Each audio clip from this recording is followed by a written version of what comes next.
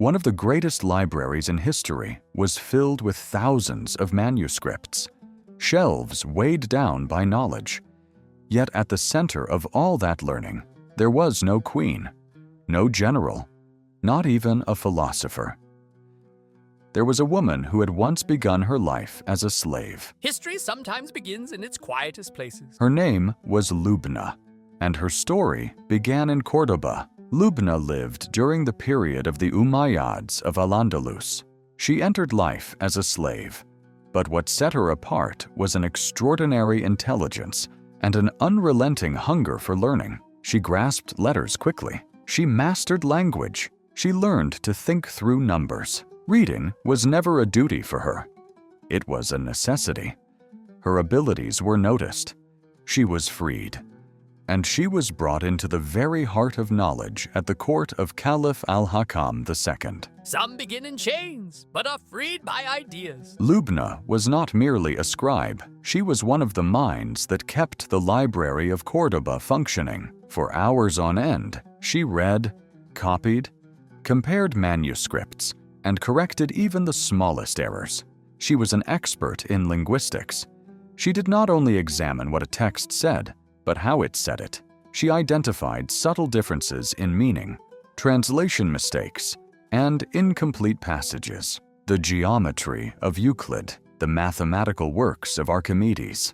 Lubna played a crucial role in ensuring those works were preserved accurately, understood correctly, and circulated throughout Al-Andalus in the Arabic intellectual tradition. Preserving knowledge is as vital as creating. For Lubna, mathematics was never just about numbers. It was a way of thinking, a way of bringing order to the world. It is said that when she encountered children playing in the streets of Cordoba, she would explain ratios, shapes, and numerical relationships through games. She did not hoard knowledge. She shared it. True knowledge grows when it is shared. At that time, Cordoba was one of the brightest cities on earth. Scientists, philosophers, poets, and physicians walked the same streets. Centuries later, another great thinker would emerge from this very city, Ibn Rushd Averroes. He too was from Cordoba, a product of the same intellectual climate. Lubna's name was not erased from history. Contemporary sources spoke of her with respect, praising her intellect and learning.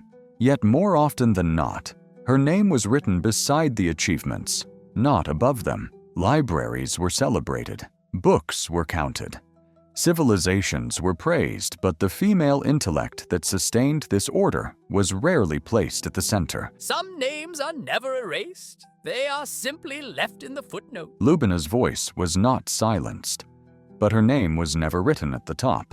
Still, knowledge always finds its way forward. Today, we know that Lubna of Córdoba was one of the silent architects of a civilization's memory, a lifetime of devotion, a library's worth of labor, and a deep, enduring mark left on history. If you enjoyed this journey through history, don't forget to like, subscribe, and hit the bell. We've got plenty more brilliant minds to explore. See you in the next adventure.